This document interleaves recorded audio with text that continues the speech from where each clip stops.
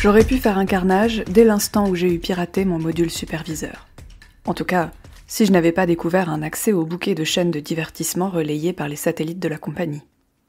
35 000 heures plus tard, aucun meurtre à signaler. Mais, à vue de nez, un peu moins de 35 000 heures de films, séries, lectures, jeux et musique consommés. Comme impitoyable machine à tuer, on peut difficilement faire pire. Je n'avais pas pour autant laissé tomber mon boulot, et j'espérais que les docteurs Volescu et Baradouage en auraient bientôt fini avec leur prélèvement pour que, sitôt rentré à la base, je puisse regarder l'épisode 397 d'Apogée et déclin de la Lune sanctuaire.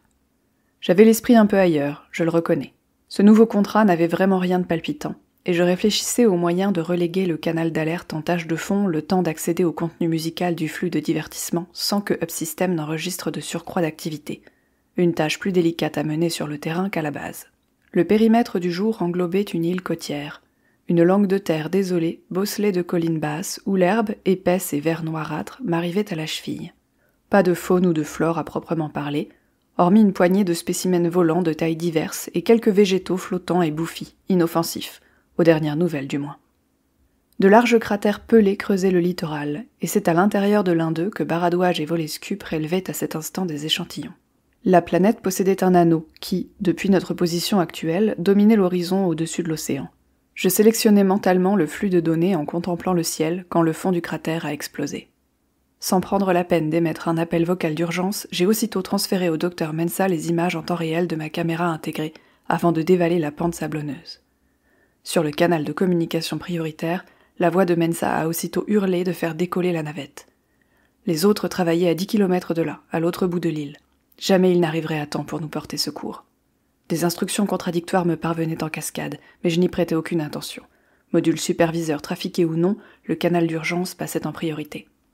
Il y régnait d'ailleurs un chaos sans nom, alimenté par Upsystem qui réclamait autant de données qu'il m'en envoyait et dont aucune n'était pertinente pour l'heure.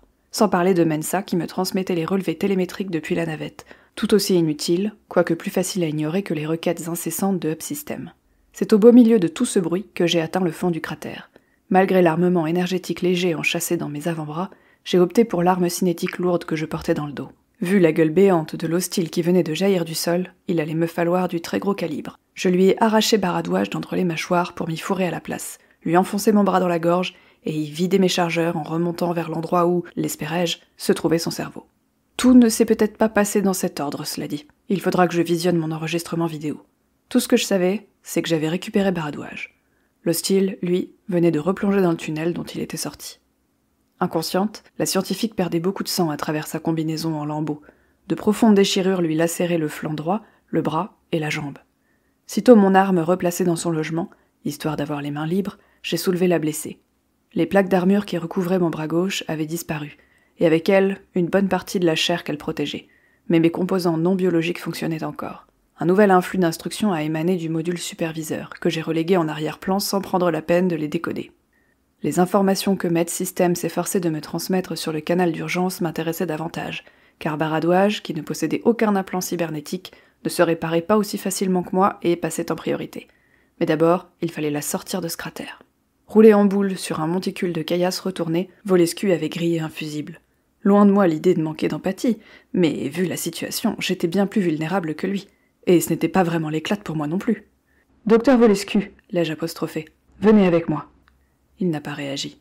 Med-System me conseillait une injection de tranquillisant, patati, patata. Sauf que, d'une main, je contenais l'hémorragie du docteur Baradouage en comprimant la manche de sa combinaison, tandis que, de l'autre, je lui soutenais la tête. Or, il s'avère que je n'en ai que deux. J'ai rétracté mon casque afin que le scientifique en état de choc voie mon visage humain.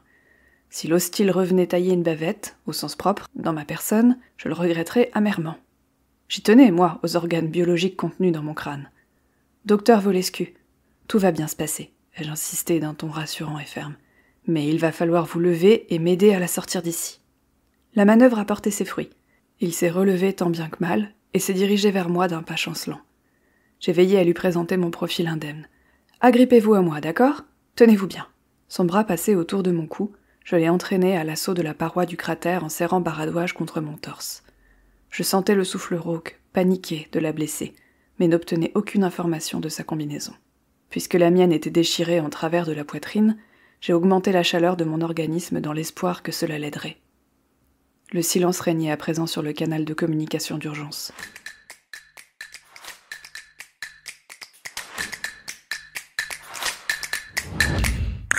Vous écoutez Inky et Pete se livrent, le podcast lecture en 15 minutes, à peu près, qui donne vie et voix aux premiers mots d'un livre et vous donne envie de découvrir les suivants.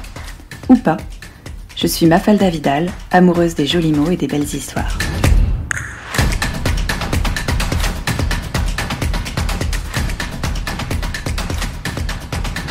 L'Inkipit que vous venez d'entendre, c'est l'Inkipit de Journal d'un assassin, Défaillance System, écrit par Martha Wells, publié aux États-Unis en 2017, en France en 2019 aux éditions La Talente, traduit de l'anglais par la talentueuse Mathilde Montier.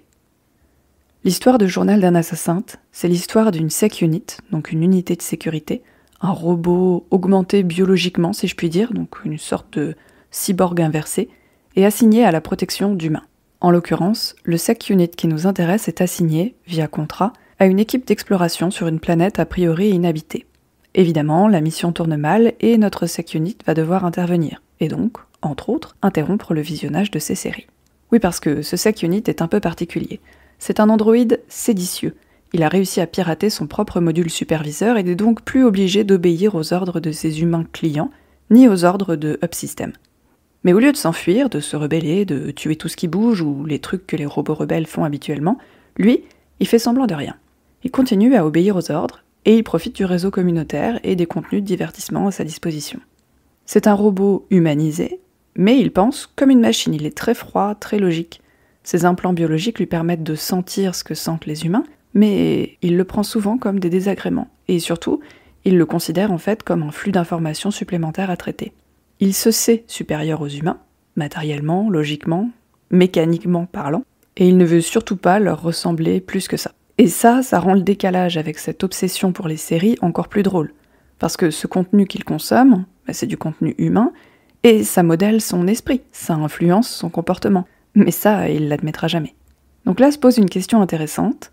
Existe-t-on intrinsèquement, ou bien n'existe-t-on qu'au sein d'un univers et d'un contexte déjà construit ? Cette sec unit, c'est elle-même qui s'est baptisée avec humour Assassin.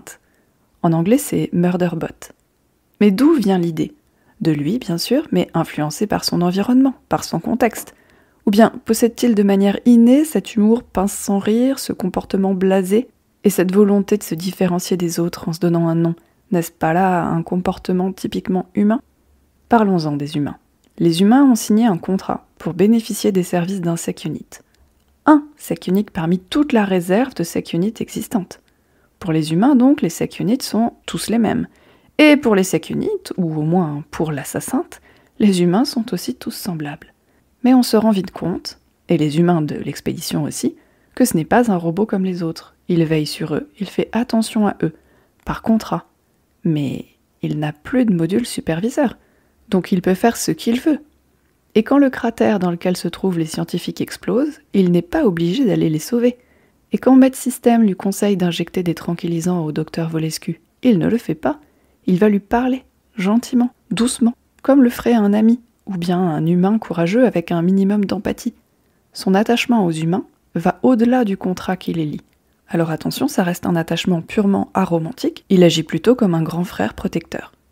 Et cet attachement va devenir réciproque. Et ils vont s'apprivoiser mutuellement, dans le sens porté par le petit prince et le renard. Si tu m'apprivoises, nous aurons besoin l'un de l'autre. Tu seras pour moi unique au monde, et je serai pour toi unique au monde. Les humains ont besoin du robot, pour des raisons évidentes de protection. Mais le robot a lui aussi besoin des humains, et il ne comprend pas pourquoi. Et ça l'embête un peu. Donc, en bonne sec unit séditieuse, il repousse la question et se plonge dans ses séries. Le contrat va se transformer, ça va rester un contrat, mais un contrat signé avec des larmes et du sang, à l'encre du cœur. Le cœur des humains de l'expédition, mais aussi notre cœur à nous, lecteurs et lectrices. Journal d'un assassin, c'est un roman de science-fiction, planète opéra, mais surtout un roman de robots humanoïdes qui pose la question de l'humanité, mais aussi et surtout la question de l'identité et de l'unicité. Le journal d'un assassin, comme les séries dévorées par l'assassin lui-même, est construit comme un épisode de série. Un rythme intense du début à la fin. Et quand on arrive au bout, on en veut encore. Et ça tombe bien, parce qu'il y en a plein. Le journal d'un assassin, c'est toute une série de romans courts. C'est des petits bonbons à croquer sans modération. La série a été récompensée par le prix Hugo de la meilleure série littéraire en 2021. Et le premier volume, donc celui dont je vous parle, a remporté plusieurs prix du meilleur roman court. Le prix Nebula en 2017, le prix Hugo et le prix Locus en 2018. Donc, si vous aimez les robots qui n'agissent pas tout à fait comme des robots, qui ont de l'humour, qui préfèrent regarder le 287e épisode de la série Lune Sanctuaire plutôt que d'obéir aux diktats de la société humaine, et bien sûr qu'on parle encore du robot. Lisez Journal d'un assassin.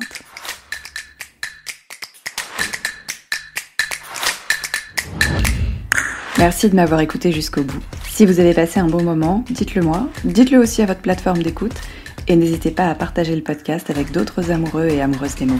À bientôt!